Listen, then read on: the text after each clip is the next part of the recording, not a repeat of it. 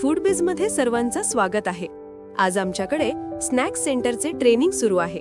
याबाबत सहभागी व्यक्ती त्यांची प्रतिक्रिया व्यक्त करीत आहेत. चला तर ऐकूया. नमस्कार, माझं नाव श्रद्धा कोलेकर आहे. मी पाचगावमधून आली आहे आणि इथे फूडबीजची ॲडव्हर्टाईज बघून मी आले होते.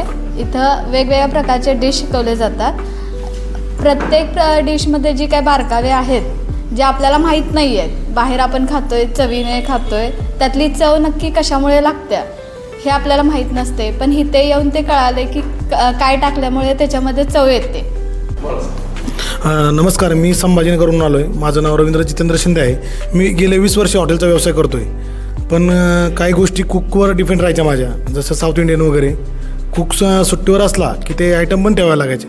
बट इथं आलो मी आणि सरांनी चांगल्या प्रकारे मार्गदर्शन केलं, चांगल्या प्रकारे शिकवलं आणि मी गेल्या वाजतात असू नसू कुक आमचा, तरी मी ऑर्डर बनवणार आणि प्रेझेंट करणार कस्टमरला, आणि ते नक्की कस्टमरला आवडेल एवढा माझा आत्मविश्वास आला आहे आता सर म्हणून आमच्या.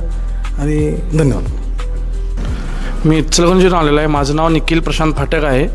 इथे ट्रेनिंगला खूप मस्त शिकवले जातात सरांनी. उत्तम चांगले शिकवतात. नाश्ता सेंटरचं शिकलं, पोहे, उपीट, शिरा, मेंदूवडा, इडली सांबार, इडली आणि उडीदवडा उत्तम प्रकारे शिकवतात, मस्त शिकवतात सर. माझं नाव चंद्रकांत सदाशिव लाटणे आणि इथं जे ट्रेनिंग दिलेलं आहे ते चांगल्या पद्धतीनं सरांनी शिकवलेलं आहे.